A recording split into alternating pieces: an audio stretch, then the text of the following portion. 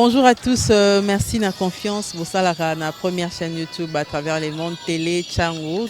Vous en essayez mingi, vous avez un bino, entretien et aller l'autre et un bipo nabino. Partin n'a pas perdu les élections, il a gagné les élections. Boye bisa bango bati kapeli seki. Congolais asi à la muki. La muka asala ka ba réflexion ya bien pona mboka oyo. FCC na la muka ba ebani bien. Manque à confiance ils a déjà.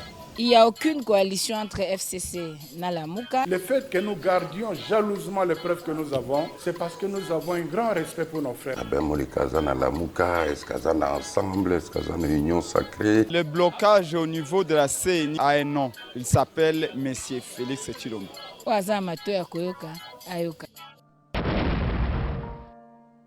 Des médias, il y a peu, le gouvernement de la République démocratique du Congo a décidé de lancer un appel d'offres sur 27 blocs pétroliers et 3 gaziers répartis sur 3 bassins sédimentaires qui contiennent, selon plusieurs sources expertes, des milliards de barils de l'or noir qui, exploités judicieusement, pourrait hisser la République démocratique du Congo parmi les principaux producteurs mondiaux de pétrole.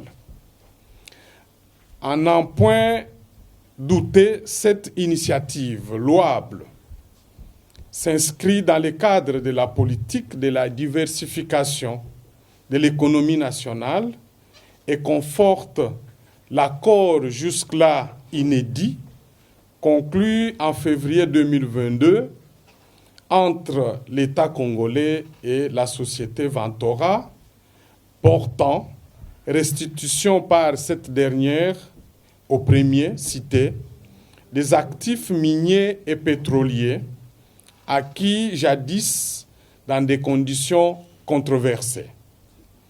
Il convient de relever que les blocs pétroliers repris à Ventora font partie intégrante du lot objet du dit appel d'offres international. Cette posture du gouvernement congolais doit être comprise comme une matérialisation par l'État congolais des principes sacro-saints édictés par les Nations Unies, à savoir la souveraineté des États et du droit des peuples à disposer d'eux-mêmes ainsi que de leurs richesses. Cependant, fort est de constater que certaines organisations non gouvernementales, sans offrir une alternative crédible et pertinente, contestent sous la férule de certaines puissances politiques, financières et économiques étrangères à l'État congolais et à son peuple les droits de disposer et ou de décider du sort des richesses appartenant à l'ensemble du peuple congolais. Et pourtant, l'histoire de la vie internationale renseigne que les États se construisent et se consolident autour de leurs intérêts vitaux. Ce sont ces intérêts qui déterminent la mise en place d'une gouvernance au service de l'intérêt général, bien assimilée, et la définition des rapports interétatiques.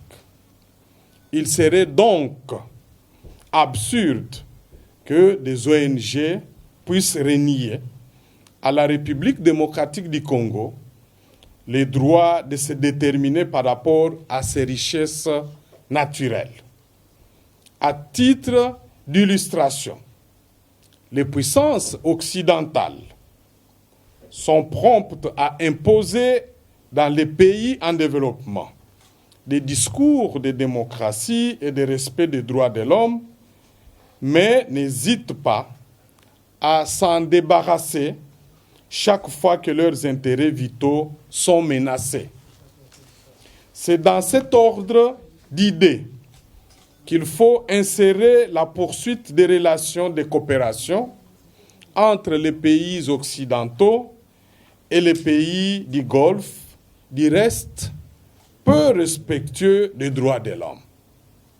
Cela est d'autant vrai, particulièrement pour l'Arabie saoudite, pourtant vouée aux gémonies internationales après l'odieux assassinat commandité, selon les sources occidentales, par le prince Mohammed Ben Salman, bien connu sous le nom de MBS, dans les locaux du consulat d'Arabie saoudite en Turquie, du journaliste Ahmed Khashoggi. En vue de préserver leurs intérêts existentiels, notamment dans l'approvisionnement en produits pétroliers, les présidents des USA et de la France n'ont pas hésité à serrer la main du prince héritier MBS. Nous l'avons tous suivi. De ce qui précède, et sans prétention de suggérer une quelconque collusion des ONG à l'égard du gouvernement en RDC, je voudrais vous inviter à une réflexion sur le devenir commun appelé à se construire dans la paix, l'unité et la vérité. En effet, la République démocratique du Congo doit s'assumer en tant qu'État souverain, sans influence extérieure malveillante. En sus, un agent de l'État qui agit pour l'intérêt de son État et de la population ne peut pas être inquiété quant à ce par un autre État, ce qui, en droit international, constitue un acte inamical. Les ONG que nous sommes, devrions-nous, au-delà de nos différences thématiques, rester mobilisés et parler d'une voix crédible pour que les gouvernants relayent les préoccupations du plus grand nombre dont nous sommes porteurs. Contrairement à certaines idées reçues, nous ne sommes pas des ennemis, encore moins des opposants à un quelconque système politique ou social. Nous sommes tout simplement, en tant qu'ONG de la société civile, des porte-parole des sans-voix. Néanmoins, nous avons la capacité d'être audibles auprès des décideurs et ainsi obtenir d'eux la satisfaction des besoins fondamentaux de la population. Notre mission est essentiellement de nourrir les contrôles citoyens sur la gestion de la chose publique et d'en dénoncer les dérives telles que la corruption, la concussion, le détournement des deniers publics, le blanchiment des capitaux et autres travers contraires à la bonne gouvernance. Donc, notre rôle consiste, d'une part, à lancer des alertes en direction des décideurs sur des agissements contraires aux engagements vis-à-vis de leurs serments et, d'autre part, de relever et encourager ce qu'il y a de positif dans la gouvernance de notre pays. Car critiquer ne suppose pas seulement d'accéder à l'autoréflexion, mais également de concevoir que les choses puissent être autres. C'est donc contester ce qui est à l'aune de ce qui n'est pas, mais qui pourrait être. En ce sens, notre action devra également mettre un focus sur des propositions idoines, susceptibles d'influer sur la conception et la mise en œuvre des politiques publiques bénéfiques à la communauté. En l'espèce, les deux dossiers sus évoqués, blocs pétroliers et gaziers, et la restitution à l'État des actifs pétroliers et miniers par Ventura sont inédits dans l'histoire économique et financière de notre pays. Il appartient notamment aux ONG que nous sommes d'accompagner, mais de surveiller et pourquoi pas d'encadrer le processus de leur mise en œuvre aux fins de prévenir et de dénoncer des dérapages éventuels dans les chefs de gestionnaires. De la sorte, ensemble, nous pourrions tracer les sillons sur lesquels se réalise un travail citoyen dynamique, positif et ambitieux pour l'avenir de notre pays, la République démocratique du Congo. Car, comme l'écrivait Henri Bergson, l'avenir n'est pas ce qui va arriver, mais ce que nous allons en faire. Je vous remercie. Cela constituait pour nous une raison d'espérer que la paix était en train de redevenir ou de rentrer, si vous voulez, de manière définitive sur notre territoire. Fort malheureusement, il y a 2 jours déjà, on signale la reprise des hostilités.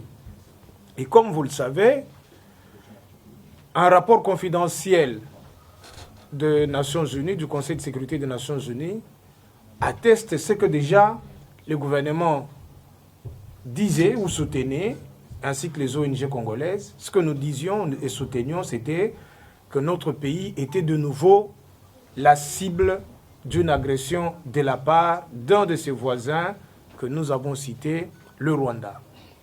Et donc, ces rapports confidentiels apportent des éléments de preuve costauds qui démontrent qu'effectivement, le Rwanda est en train d'agresser la RDC. Dans ces rapports, par exemple, quand vous les lisez, vous voyez qu'il y a des images de drones qui démontrent explicitement des colonnes des forces rwandaises, non seulement tout proche de la frontière, mais également en train de traverser la frontière.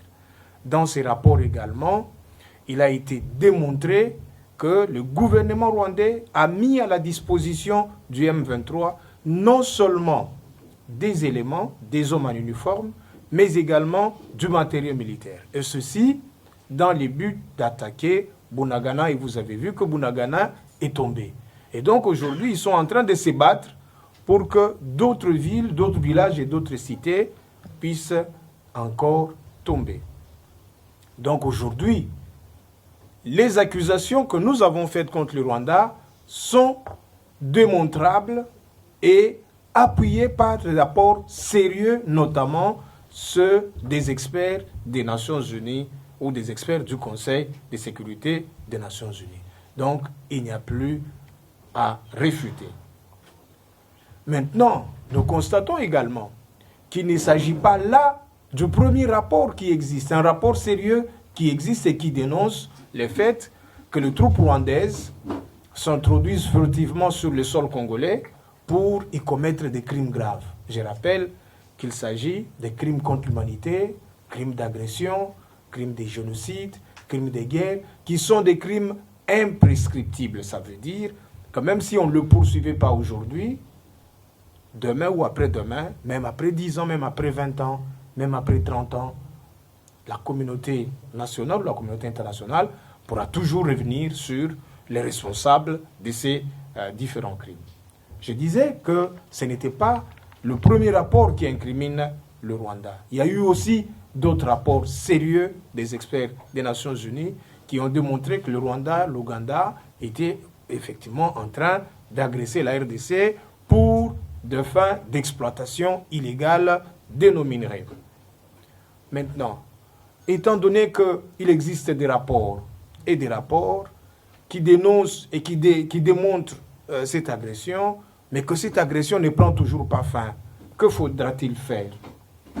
Faut-il que nous nous mettions là à crier, à pleurer ou à regarder la situation se détériorer dans l'Est de la République, ou faut-il que nous fassions de nouveaux des pas? Je crois que nous pouvons le faire. Le droit international notamment nous accorde, nous donne certaines brèches que, en tant qu'ONG ou en tant qu'État congolais, nous pourrons exploiter. Il s'agit par exemple de ce qu'on appelle aujourd'hui les sanctions. Vous avez vu que les États-Unis d'Amérique et l'Union européenne sont capables d'infliger des sanctions. Et tout récemment, vous avez vu ce qui s'est passé entre la Russie et l'Ukraine. La Russie a fortement été sanctionnée par la communauté internationale, notamment les États-Unis et les pays de l'Union européenne, pour son intervention ou son agression de l'Ukraine. Et nous pensons qu'est venu ce moment où nous devons réclamer que des sanctions exemplaires soient prises contre le Rwanda ou contre les autorités rwandaises. Les autorités rwandaises ciblées individuellement, tout comme aussi contre le Rwanda en tant que pays. À l'occasion du passage de M. Blinken, nous avons demandé que le Rwanda soit effectivement sanctionné. Aujourd'hui, nous réitérons que le Rwanda soit sanctionné. Donc en tant qu'ONG, nous nous faisons le devoir de saisir les autorités américaines, qui sont au courant d'ailleurs de tout ce qui se passe dans l'Est de la République. Nous les saisissons donc pour que le mécanisme de la loi Magnitsky soit mis en œuvre et que Paul Kagame ou les chefs d'état-major de l'armée rwandaise et d'autres officiers rwandais et même des entreprises rwandaises qui tirent profit de l'exploitation illicite de nos richesses, nous faisons donc un plaidoyer pour que toutes ces personnes soient sanctionnées par les mécanismes américains, par les mécanismes européens et éventuellement aussi par des mécanismes régionaux. Et vous êtes au courant que maintenant il se tient des assises de la SADC dans notre pays. Donc nous saisissons également cette opportunité pour demander à la SADC de prendre une résolution ferme, sincère et honnête condamnant l'agression rwandaise dont la RDC est victime. Donc, nous disons que le Conseil de sécurité des Nations Unies peut sanctionner également le Rwanda, parce qu'il ne suffit pas seulement au Conseil de sécurité d'établir des rapports qui attestent avec preuve à l'appui que le Rwanda est en train de nous agresser.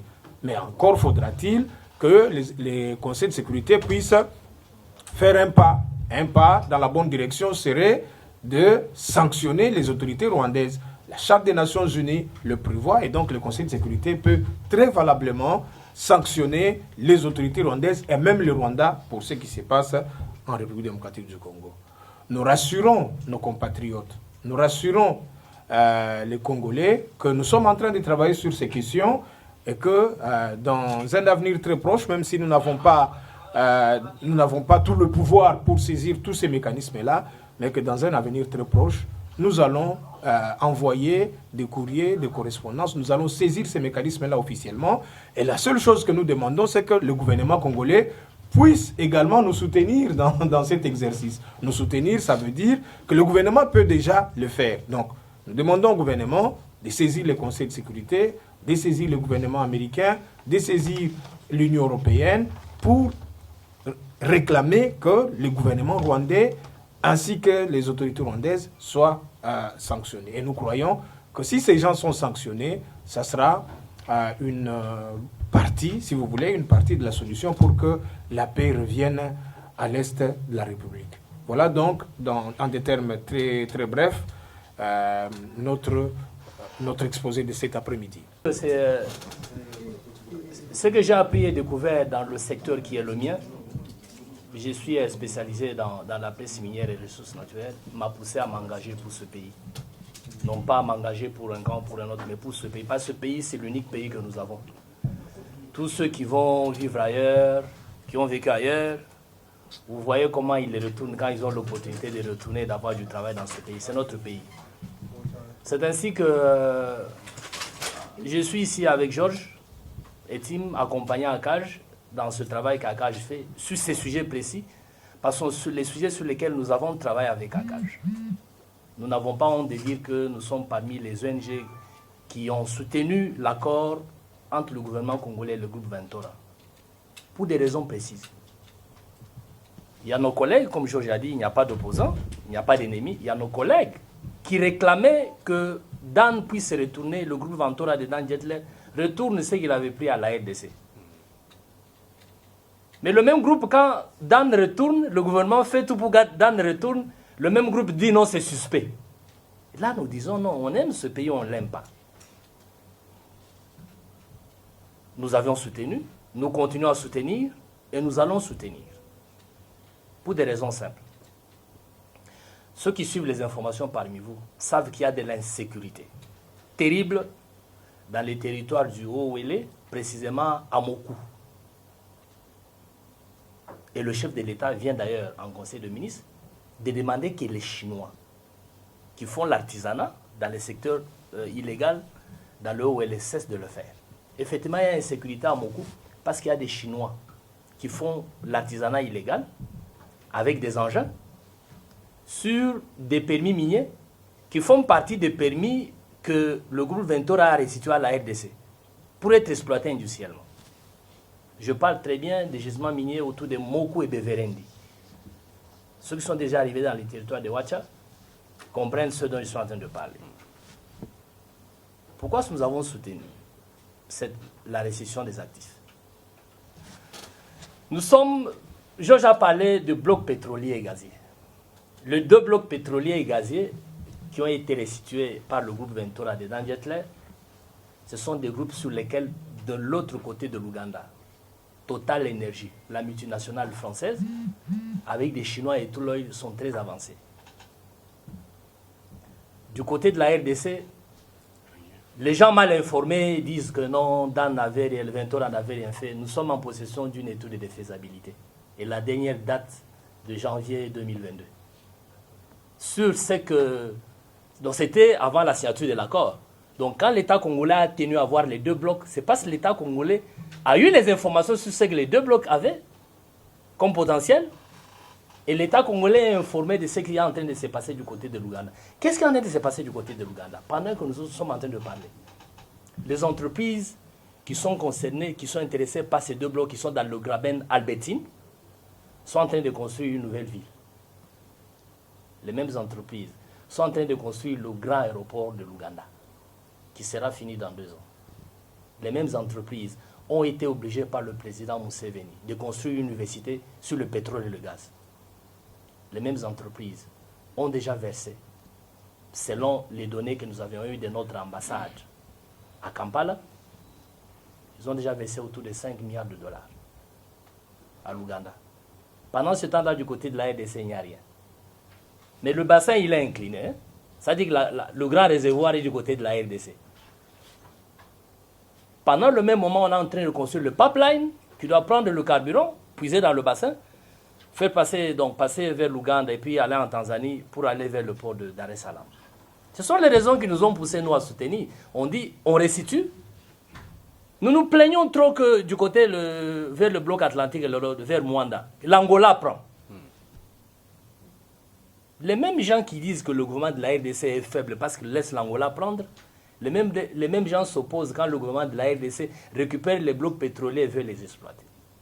Georges a évoqué un problème très sérieux.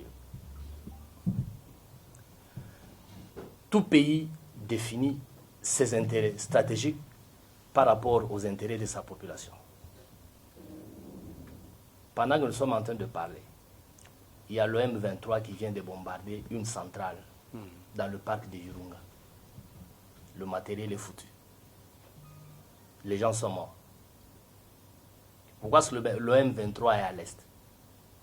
Le M23 est à l'est, c'est l'armée ougandaise qui est dans l'uniforme, qui est là, parce que le rapport qui est sorti de Global Witness, le dernier, qui s'est basé sur les rapports des Nations Unies, prouve que 90% de l'économie rwandaise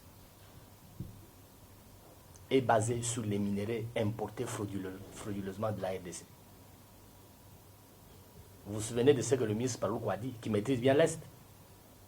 En principe, le Rwanda est venu occuper la RDC quand son industrie minière est en train de connaître des problèmes. Il faut ravitailler. Donc ceux qui disent que l'état de siège n'a rien fait là, ils doivent aussi revoir. Parce que grâce à l'état de siège, il y a les minéraux qui ne sautent plus frauduleusement comme avant. Nous ne disons pas que l'état de siège est parfait. Comme toute œuvre humaine, il y a des choses à préciser.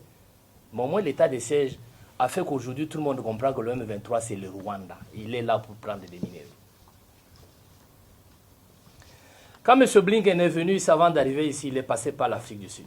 En Afrique du Sud, Mme Naledi Pandor, qui est ministre sud-africaine des Affaires étrangères, lui avait parlé clairement, lui a dit, à des pays africains, on ne doit plus imposer un agenda.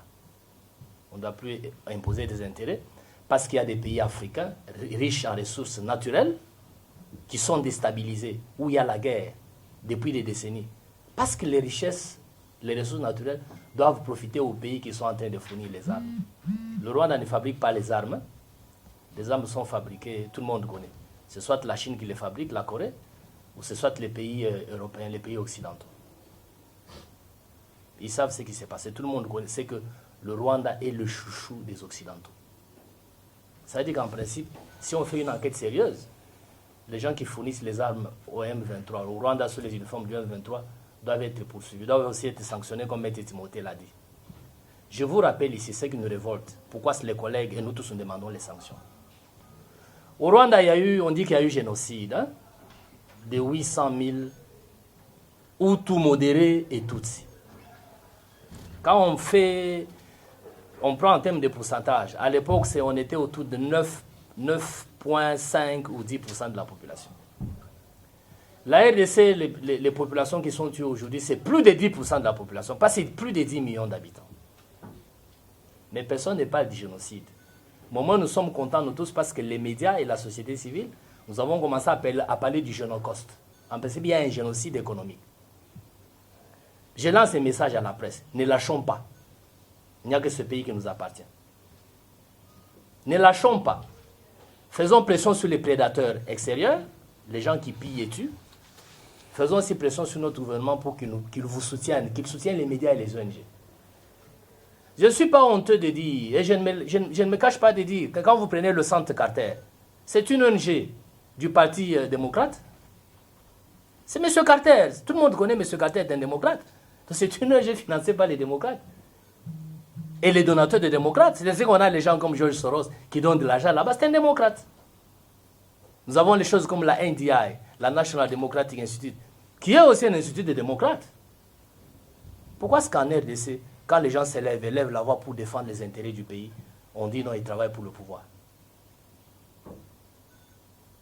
Les médias doivent cesser de relayer de telles histoires. Nous sommes sur un tournant. Ce qu'on appelle, en anglais on parle du on est sur un momentum. Nous sommes sur un momentum où les médias, la société, les ONG doivent se liguer pour travailler ensemble. Il y a les élections qui sont annoncées. Nous saluons les efforts qui sont fournis au niveau de la CNI. Déjà le gouvernement qui donne de l'argent. La CNI qui est en train de communiquer, la façon dont elle est en train de la faire. Nous pensons qu'ils sont sur la bonne voie. Mais nous avons dit aussi que nous ne sommes pas encore pendant l'année électorale. Parce qu'on va parler du processus électoral quand le calendrier électoral sera publié. Pour le moment, ça doit être l'intangibilité, l'intégrité du territoire national, la sécurité et le développement qui doivent nous intéresser. Donc, chers confrères, comme les amis l'ont dit, tout Congolais esprit de bonne volonté, tout Congolais sérieux, qu'il soit politicien, qu'il soit journaliste, qu'il soit activiste, qu'il soit religieux, qui qu'il soit homme d'affaires, doit soutenir le gouvernement et accompagner le gouvernement dans ce qui a été fait comme appel d'offres pour les blocs gaziers et pétroliers. Vous avez vu comment le transport commence à coûter cher à Kinshasa. C'est normal que nous importions du carburant alors que nous avons du carburant. C'est normal, chers frères, chères sœurs, c'est normal. Comme Maître Georges a dit, c'est normal que ceux qui nous disent de ne pas exploiter le pétrole, de un, la France revient au nucléaire et au charbon, la Belgique, donc le Benelux, donc ceux qui financent certains de nos collègues, qui disent qu'il ne faut pas exploiter parce qu'on va polluer. Les autres retournent au charbon qui pollue. L'Allemagne aussi. L'Allemagne retourne. Le Canada, où on fabrique, qui a la forêt, qui protège la forêt parce qu'il faut avoir le bois pour fabriquer du papier. Le Canada retourne aussi au charbon et au pétrole. Mais on dit aux Congolais, non, vous, votre pétrole, ne l'exploitez pas parce que vous allez polluer. En principe, ceux qui nous disent de ne pas exploiter, ce sont les pollueurs qui ont pollué pour se développer, qui continuent de polluer, qui nous disent non, ok, vous n'exploitez pas parce que vous allez polluer, oubliant qu'il y a les méthodes aujourd'hui pour exploiter sans polluer, même s'il n'y a pas d'industrie qui ne pollue pas, disons pour atténuer la pollution. Ils oublient qu'il y a cette technologie, mais disent non, écoutez, vous ne faites pas ça, ok, on va essayer de vous donner.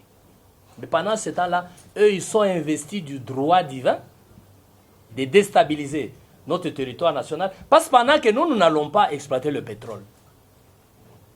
Mais l'Ouganda va exploiter. L'Angola va exploiter. Je ne sais pas si c'est normal. Pendant que nous, on exploite. Nous devons être capables de participer à la définition de nos propres intérêts vitaux en tant que peuple souverain, comme les autres peuples du monde. Nous devons nous départir des recettes du genre pour que nous puissions réaliser tel rebond économique, financier, politique. Il faut attendre d'abord de savoir qu'a dit la Belgique ou que pense la France, que pensent les États-Unis. Nous devons mettre fin à ça. Nous devons nous-mêmes penser de ce que nous devons être aujourd'hui, demain, et ce que nous devrions faire pour nos progénitures futures. Et donc, par rapport à ça, parce que nous sommes un peuple souverain et que nous jouissons aussi du droit à nous autodéterminer, ce qui suppose que nous devons être les seuls à décider quand est-ce que nous pouvons exploiter nos ressources naturelles, bien entendu, en coopération avec les autres nations du monde, mais sans nous laisser dicter par les étrangers qui croient aujourd'hui qu'ils peuvent utiliser ces moyens subtilement pour maintenir la RDC dans la pauvreté, pour maintenir la RDC dans une situation où elle va être considérée comme un pays, la risée du monde, un pays qui peut recevoir des coups de n'importe quel autre petit pays, comme c'est le cas aujourd'hui avec nos voisins. Et enfin, nous devons retenir le fait que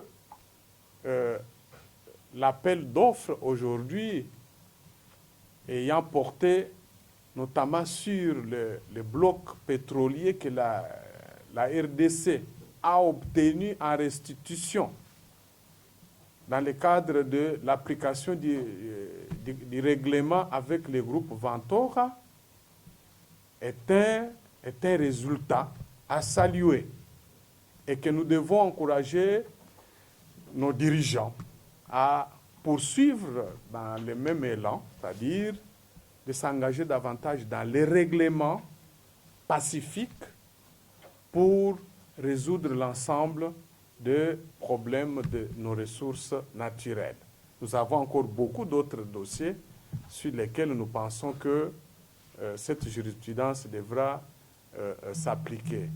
Et que les mauvaises langues aujourd'hui qui cherchent à diaboliser cet accord ou chercher à diaboliser nos compatriotes qui y ont participé doivent faire l'objet de dénonciations, doivent savoir que ce n'est plus le moment où nous devons accepter qu'un Congolais qui a travaillé normalement pour aider son pays à parvenir à ces résultats puisse être diabolisé, dénigré, comme nous l'avons vu dans certains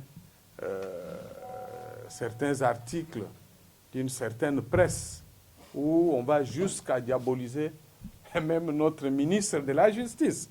Vous savez, à un moment donné, nous devons quand même aussi exprimer notre fierté en tant que Congolais.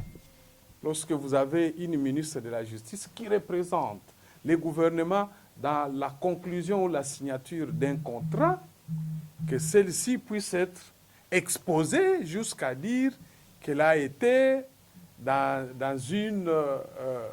un deal de corruption, ceci, cela. Nous devons aussi refuser ça. Parce que ce sont aussi des personnes qui ont droit à l'honneur, à la dignité. Vous avez quelle preuve à charge de ces personnes pour penser les exposer comme ça au dénigrement de l'opinion publique, que nous devons dans ce pays imposer une autre manière de faire la politique.